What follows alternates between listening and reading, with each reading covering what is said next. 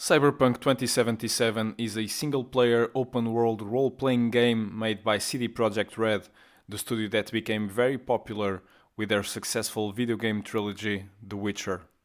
It's inspired by the tabletop game Cyberpunk 2020 created by Mike Pondsmith, published in 1988.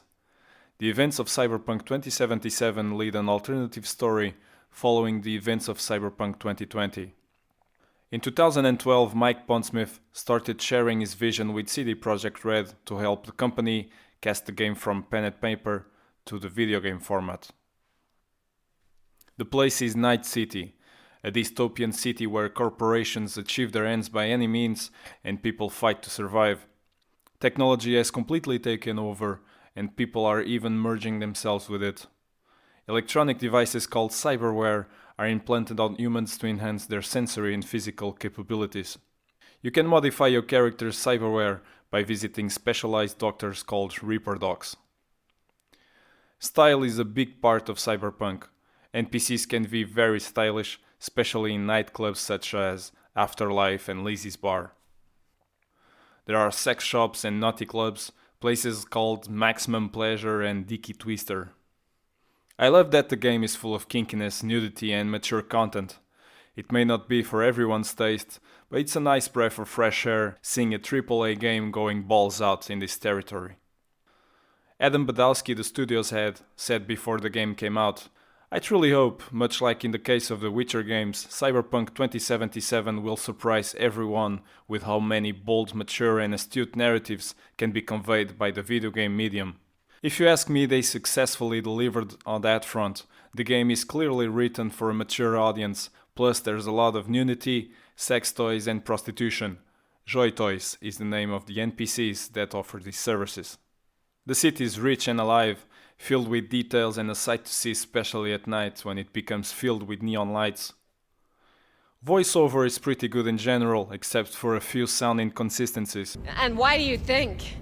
Out of boredom? 'Cause I was a rich, basic bitch? Everyone's got their own secret. There's also a few famous Russian appearances.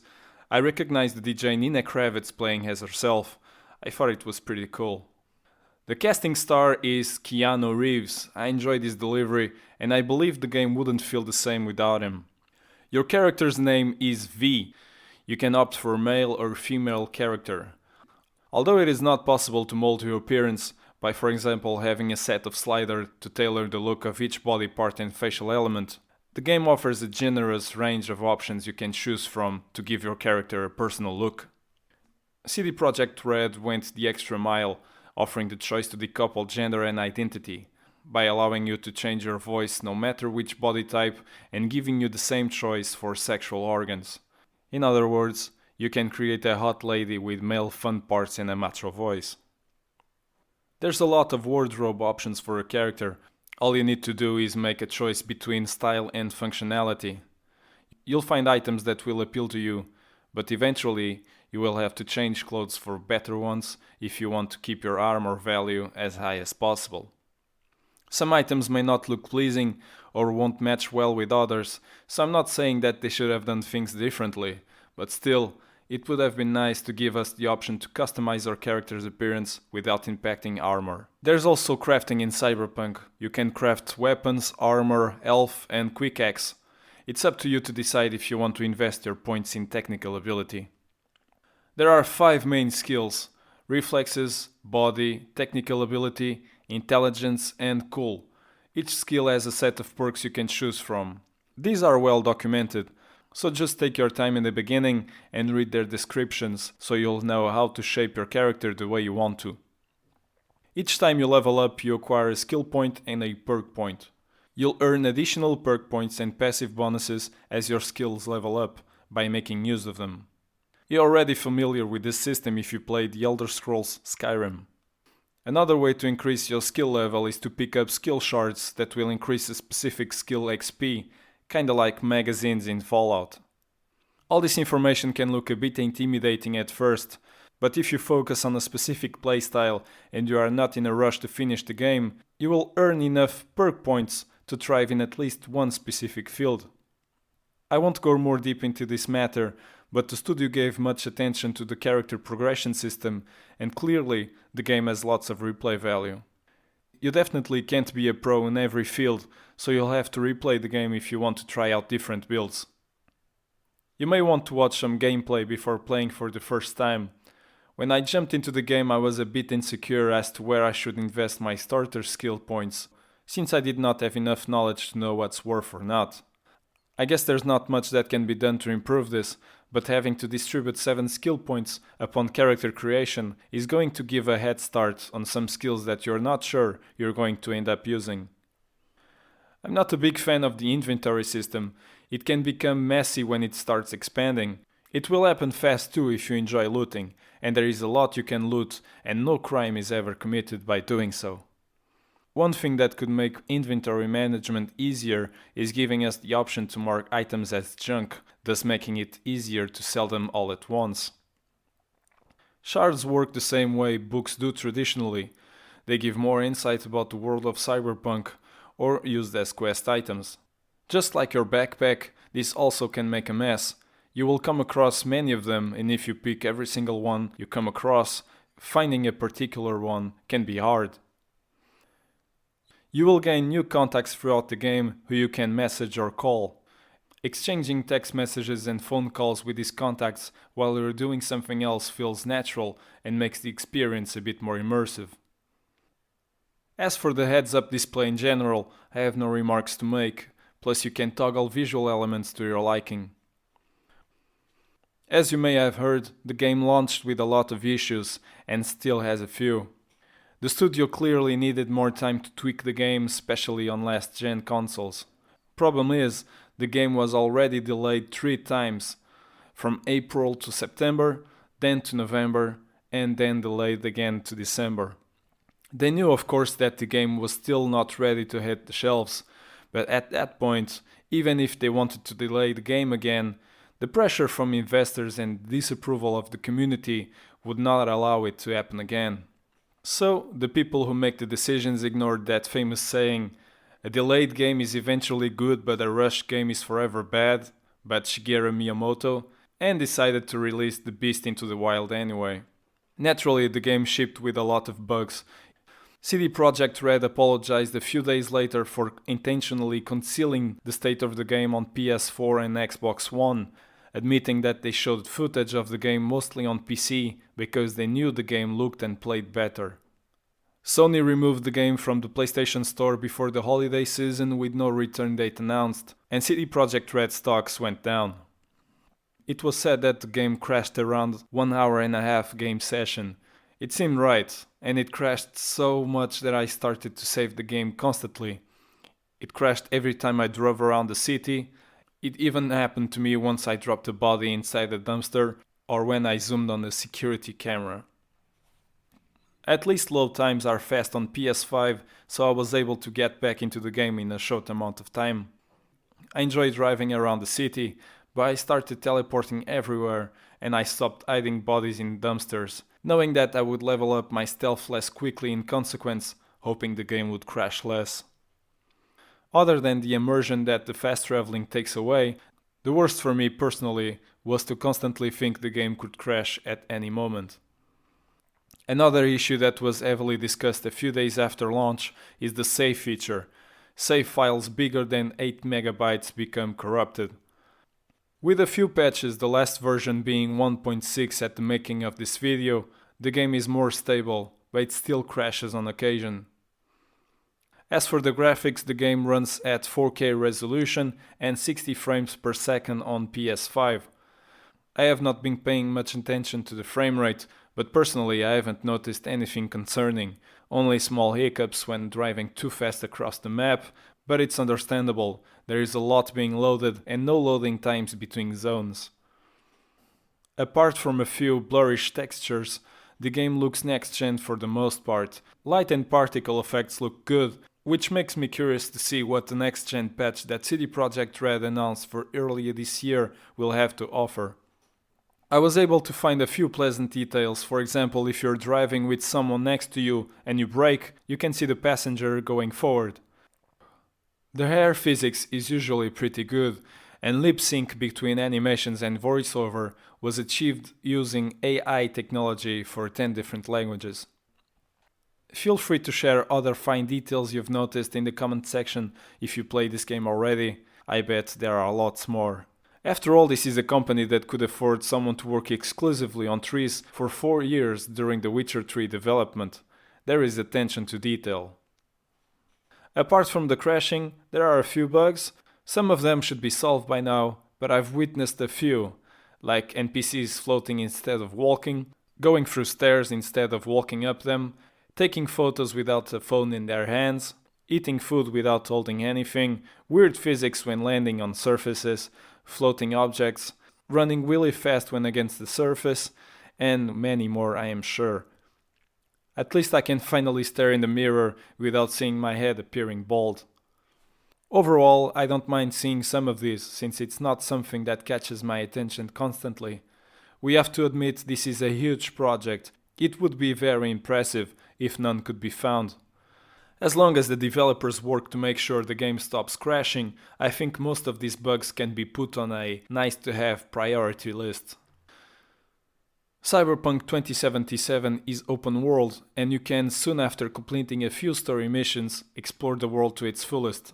The map is huge, well detailed and filled with points of interest. There is no shortage of activities in this game. Beside the main quest, you can take on side quests, gigs, help the police terminate gang activities, rescue kidnapped victims, retrieve valuable items, hunt down cyber psychos, and purchase vehicles. There's even racing, fist fighting, target shooting, and there's a lot of shops you can go through. The map is divided by zones, and each zone belongs to a gang affiliation. There's the 6th Street, Animals, Maelstrom, Moxes, Scavengers, Tiger Claws, Valentinos, and Voodoo Boys. Each gang has its own style and toughness level. If you are a completionist, you can easily get lost from the main path. Personally, I like to complete every side activity before moving on with the main questline. If the process becomes too long, I can get bored and lose interest, and sometimes I end up not finishing the game. Not this time though. So far I've been quite well entertained, thanks to the wide array of activities and the interesting characters I got to meet along the way. There are a lot of activities which consist in pretty much doing the same, like clearing out gangs for the police, but I still haven't got bored of seeing enemies get poisoned or electrocuted. I wish I had the time to complete every side activity before completing the game, but I wouldn't be able to do this review right now if I kept delaying the main story. These side activities will reward you with gear you'll find along the way. Also, by increasing your reputation, street cred is the term used in the game, and by transferring to you in-game currency known as Eurodollars or eddies for slang. You will unlock new activities as your street cred level increases. There's a lot of cars and bikes, and you can purchase many of them. Others you earn by progressing through the story or as a side quest reward. I was glad to see one of my favorite cars in the game, the 1977 Porsche 911, and it sounds like a real one too. The sound designers even recorded the sound of the car closing its windows. The sound designing is very satisfying, I gotta say. My biggest complaints are the first person driving. I don't know about you, but I find it impossible to do it with some cars. And the minimap. If I'm driving too fast, it's hard to see a turn coming up. The map could be a bit bigger while driving to help with that, or some kind of GPS signal that would hint a turn on the screen. Different vehicles come with different sound designs, speeds and handling. There is an impressive variety. I love that they even designed a bike inspired on a prototype made by Arch Motorcycle. Keanu Reeves is a co-founder. One feature I wish the game had is paint customization. There are color variations of vehicles that you can own, and it would be pretty sweet to change the color to a more appealing one. Maybe we'll see that in a future DLC, who knows. You can approach your enemies in many ways. Simply put, the combat styles are stealth, which use blades and silencers and can apply poison to enemies, melee, using swords and blunt weapons, Ranged, with a lot of weapons to choose from, you can even carry a smart weapon with dedicated AI. Bum bum be dum bum bum be dum bum. Hacking by scanning your surroundings and enemies, damaging them in many ways possible. You can also use your surroundings to your advantage. In my last build I invested in hacking, and even playing with a very hard difficulty setting, sometimes it felt like cheating. The amount of damage you can pull off is just ridiculous, but satisfying. Enemies' AI does not seem very impressive, but perhaps my playstyle makes it harder to know for sure, since I quick hack most of them. There is also the Cold Blood perk, which grants you bonus stats for each consecutive kill, and works for all character builds. The shooting feels right. For a company that just released a shooting game for the first time, they did a fine job. There is a great amount of guns, blades, damage variations, status effects, mods, scopes, muzzles. To be honest, I never expected this much variety. One thing that can become a bit overwhelming is the amount of elements popping on the screen when scanning devices linked on a network. I enjoy seeing devices I can hack, but when I'm not even scanning, sometimes there is too much going on and it's distracting. You can loot crafting materials, weapons, weapon attachment and mods, armor and armor mods, cyberware, junk items, money, ammo, consumables, grenades, shards, and you can hack systems in exchange for money and crafting materials. I enjoy looting everything I come across, but most of the times it feels like there are too many things to loot, to be honest, and picking everything up can be time consuming.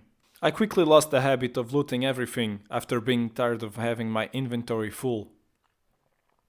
Sometimes it's impossible to pick up an item, and it can be a struggle to pick up an enemy's weapon if it's underneath.